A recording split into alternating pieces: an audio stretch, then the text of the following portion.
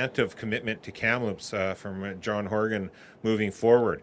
Unfortunately, when John Horgan was asked directly about the Parkcrest School reconstruction, he reaffirmed actually what Minister Fleming had said as well recently, which was that the school district for a burnt down school that over 13 months ago now burned to the ground, as we see behind me, to be replaced would need to be reworked into the school district's capital plan, would need to go through Treasury Board for approval. Treasury Board approval, which is now on hold till probably at least January for any projects because of this unnecessary election, and that it would then be considered against all the other capital requirements for not just this school district, but schools across the province. That is simply unacceptable. It is simply not right. And frankly, it totally contradicts what the government was saying immediately in the aftermath of the Parkcrest school fire. At the time, Minister Fleming made it very clear that this school replacement was in a self-insurance funding stream that school districts have access to. Now we are hearing from this NDP government that they would make it go through the regular capital process, further delaying and making it compete with other capital commitments around the province.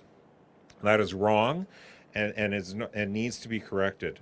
Todd Stone and myself are very clear that this needs to remain what it is, an insurance claim, an insurance replacement, and it needs to be truly fast-tracked. At the beginning of this campaign, the NDP candidate for Kamloops North Thompson indicated that it was being fast-tracked. 3 weeks later, her leader John Horgan was in town saying he didn't even know about the project, let alone that it was being fast-tracked. That's not acceptable. We need to do better for the residents of this neighborhood, for the kids of this neighborhood that deserve to have an elementary school rebuilt as fast as possible. So we are committed 100% to truly fast-tracking Parkcrest Elementary, to truly making sure it is funded through an insurance claim process, to make sure that it is rebuilt and not rebuilt at the detriment of other capital projects coming forward for the school district in Kamloops and the Thompson Valleys. So that is one of our commitments today on the education front that I want to make abundantly clear and hammer home, because frankly the NDP has been lacking on this file.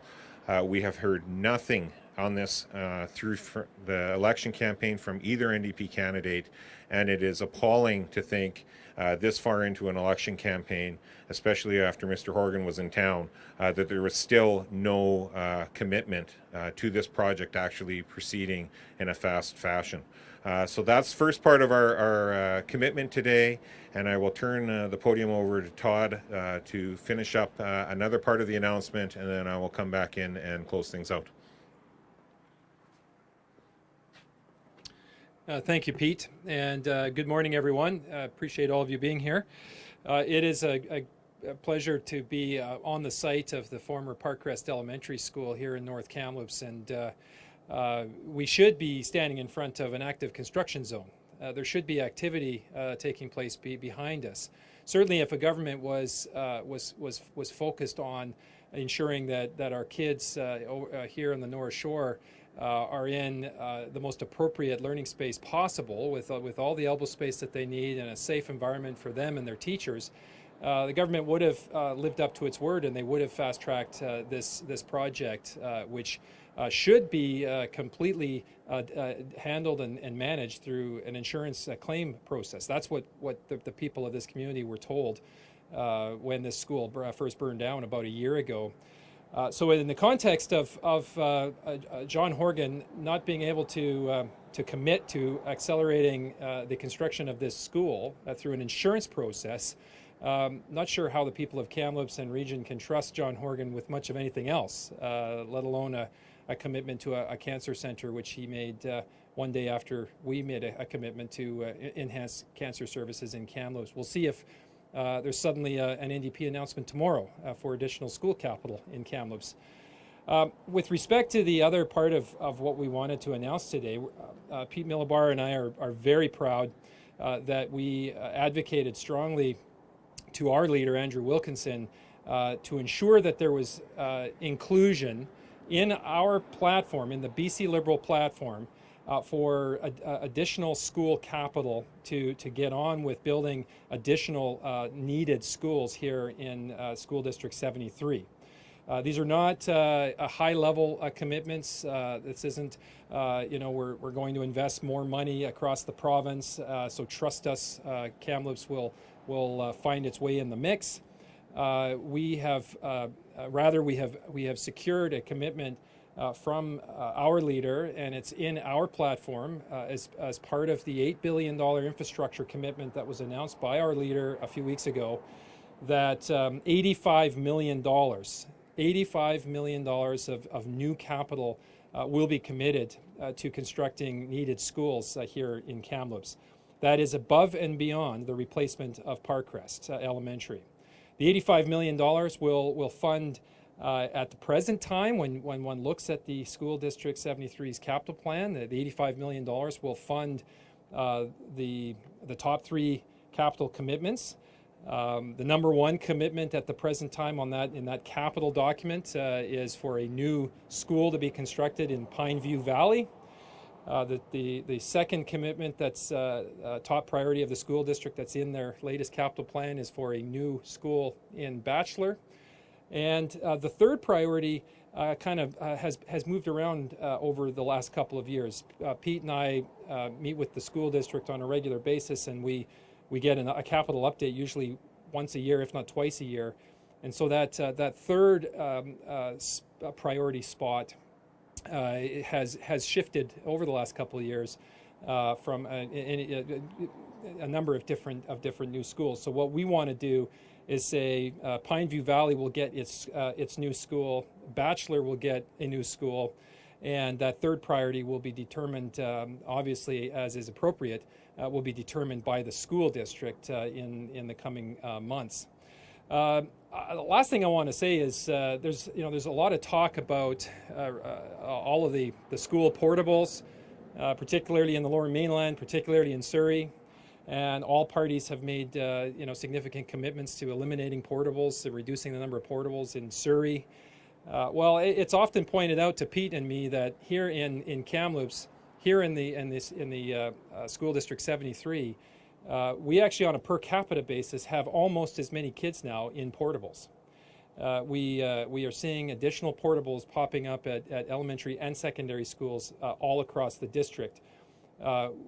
We think it's time for the government to make a strong commitment to adding that additional school capital in with these new elementary schools, a new school in Pineview Valley, a new school in Bachelor, and a third new school where the school district deems appropriate, will alleviate most of the pressure across the elementary school system in Kamloops for many, many years. And again, will ensure that our kids and teachers have the best possible learning environments within which to learn and to teach. So with that, I'll just turn it back over to Pete for some final closing remarks. Thank you, Todd. And so just to recap and to reiterate, this commitment today is to fast-track Parkcrest, legitimately fast-track Parkcrest. It's on our priorities. It should be a priority. It's an insurance priority. We're also committed to, within our $8 billion capital plan, ensuring that there's $85 million of new capital spending on top of the Parkcrest replacement for the capital priorities of the school district to make sure that the kids and the students and the teachers within the Kamloops School District have the highest and best access to appropriate schools as possible in this province. As Todd said, it has been already injected into our platform. Our leader, Andrew Wilkinson, made sure to connect with ourselves and other candidates around this province to make sure that our platform actually reflected local priorities and local needs within our $8 billion and within other projects like the Foundry, like Car 40. All of these projects that Todd and myself have talked about in this campaign are actually in our BC Liberal platform. They are not just some theoretical piece of if a program gets approved, we are then fighting with the rest of the province for these types of projects. Our commitments are firm to Kamloops. Our commitments have been signed off by our leader, Andrew Wilkinson, and our commitments will be delivered to Kamloops and the Thompson Valleys. And again, I find it astounding, frankly, that there has been no discussion, especially from the NDP candidates in this riding throughout this whole campaign, of any commitments of any kind for Kamloops and the Thompson Valleys. There was no commitments made on the 60 press releases that were issued on the 3 days leading up to this non-needed election. Those were from every ministry you can think of. Kamloops was not mentioned. There was no commitments to Kamloops in that. And the best the NDP have asked us to do is trust the Premier's commitment on a project that he had no knowledge of with the cancer care until Todd, Stone, and myself made that commitment public. And now he's been scrambling around trying to at least match that healthcare commitment while we're standing at the site of a burned out school that's been sitting like this for 13 and a half months now with no commitment from the province whatsoever. So thank you very much, and we look forward to any questions you may have. Just curious on the, I'm sure this is outlined and I just missed it somewhere in that $8 billion plan, but the timeline for that $85 billion, is that 3 years? So all of the commitments Todd and myself have been talking about under our platform, our commitment over this next mandate of the government, so over the next 4 years. Our expectation would be, obviously, you're going to have that year or so of planning to get shovels in the ground and that nature. But yes, absolutely, from cancer to foundry to Car 40 to the schools, everything is meant to be done within this 4-year mandate, unlike the ever-shifting timeline that we're hearing from Mr. Horgan. With Parkcrest, knowing that that's separate and out of insurance, how quickly, if the Liberals are elected here or not, could that school be rebuilt here? Well, that would also obviously need some work with the school district. I know they've done quite a bit of work already. They were working with the city about making it a larger gym as well, much like that we did in partnership with the city and the school district up at Pacific Way Elementary, to make it a high school sized gymnasium instead of an elementary school sized gymnasium, so the community has a benefit there. So a lot of work has been done. The biggest holdup right now is when you have an education minister saying it still has to go to Treasury Board, which Treasury Board won't even meet for quite some time now because of this unnecessary election. And then you have a premier show up 5 days ago who says that he's not even really aware of the project anymore, and that it would have to compete with capital from across the province as well as within its own district. That would indicate to me their plan is to slow walk this project as much as possible. We're saying if the school district needs some extra supports on staff to help move these projects along, that's what needs to happen. The province needs to step up, help build that capacity within the school district, within their capital department, to make sure that these projects can move forward as quickly as possible.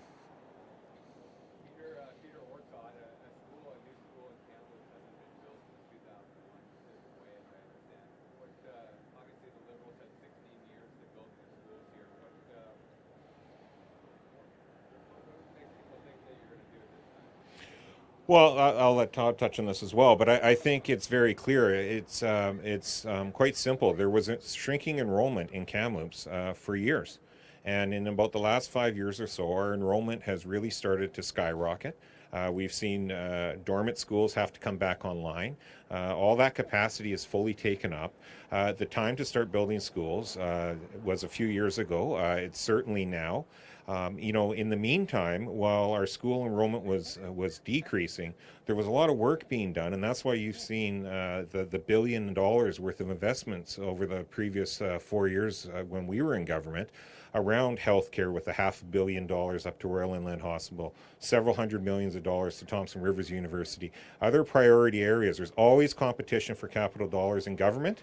While we knew that at the time that getting school capital for shrinking enrollments was going to be very tough, there was other capital being brought into this city and other government projects being delivered. Now is the time to get on with building schools, and that's what we're committed to do, and I'm sure Todd would probably like to add a bit more to that. Yeah, I would just add that, as Pete said, enrollment actually declined by about 18% over a 10-year period leading up to 2016, where enrollment then sort of leveled off and stopped declining, and then it's been increasing year after year since 2016. That coupled with some other items have resulted in classrooms being more crowded than ever before. Certainly, the COVID pandemic has added another layer of challenge onto the mix in terms of the space in our classrooms. So the need is there now, and what we're saying in amplifying what we're hearing from the city, from the school district, from folks with Venture Kamloops and others, the city is continuing to grow. If we don't get on the planning now for bringing these new schools online over the next 4 years, we are going to have very significant challenges far beyond what we're experiencing today, and the stopgap measure will continue to be more portables for our kids, not less, which is what all parents and all of us want to see. So Pete's right. The capital priorities, the investment priorities of the people of Kamloops and the Thompson Valleys over our time in office previously reflected $500 million in healthcare investments at the hospital, $300 million in transportation investments on the Trans-Canada Highway and passing lanes on Highway 5. They reflected hundreds of millions of dollars at Thompson Rivers University with all of the construction that's taken place up there, investments in an expanded airport. I think even the CNG bus program, which was 44 clean burning transit buses that were brought to Kamloops, as well as a new fueling facility and a new BC Transit facility. On and on and on the investments go. Over $1 billion that was invested in this community and the surrounding valleys during our previous time in office. So that's our record. We actually build stuff. We don't just promise it. We actually build it. So when we say we're going to enhance cancer care, we're going to do it. When we say we're going to expand the Car 40 service, we're going to do it. When we say we're going to put a foundry in Kamloops, we're going to do it. When we say we're going to four-lane the Trans-Canada Highway without these community benefit agreements and get back on track with those four-laning projects, we're going to do it. More passing lanes up the North Thompson Valley, we're going to do it. Getting on with the replacement of Parkcrest Elementary, that should be under construction by now. Not sure what the holdup is, John Horgan. We're going to get on this and make sure that this school gets built for the families in this neighborhood, and we're going to deliver school capital so that the school district can build the needed elementary schools on both the South Shore and the North Shore over the coming 4 years. Switching gears a little bit, the federal NDP leader, I don't know if Todd and or Peter want to answer this, but the federal NDP leader, Jagmeet Singh, has been taking some flack for standing with John Horgan and supporting Horgan in the provincial election, and now, giving flack to Justin Trudeau if he calls a federal election. Obviously, it's a little bit different, but having seen that, what are your thoughts as members of the BC Liberals and Trudeau and the federal Liberals do you call an election? Well, we've been saying all along that the number one thing we're hearing out there in the community through this election from everybody is, why are we having an election right now? Parents are worried about the safety of their kids in schools. Small businesses are going out of business every single day. They're struggling to figure out how they're going to make it through the winter months. We've got hundreds of thousands of people still unemployed, people that had jobs last March that don't have jobs today. We've got a tourism and hospitality sector that has been absolutely decimated. Forestry is on its knees. And John Horgan decides that this is a good time to exploit the opportunity that he feels is there to convert his government from one that's being held accountable right now to one that would have unchecked power through a majority government arrangement. The comments of Jagmeet Singh, the federal NDP leader, were exactly the right comments as he was calling into question whether or not the Prime Minister would call an election and whether calling an election during a pandemic made sense. It's just too bad that Jagmeet Singh obviously isn't putting his own words into practice.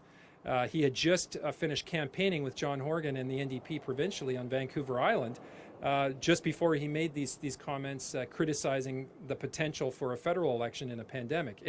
If having a federal election during a pandemic is bad for Canadians, why is having a provincial election any better? So I think there's a tremendous amount of hypocrisy there on the part of Jagmeet Singh, certainly on the part of John Horgan, who to this day still cannot look British Columbians in the eyes and give them a straight answer as to why he needed to call an election. If it's not to convert this opportunity into a majority government and to seize more power, then what is the reason? He hasn't been able to give us a straight reason. That being said, we're days away from Election Day. We are here in the campaign, and Pete and I certainly locally can't control the provincial narrative, or certainly the decisions of John Horgan. What we can control, and what we've demonstrated over the time that we've represented our communities, is that we're going to continue to fight as hard as we possibly can to ensure that the interests of the people of Kamloops North Thompson and Kamloops South Thompson are represented as strongly as they possibly can be in the legislature in Victoria. That is what this election is all about here at a local level. Okay, thanks guys.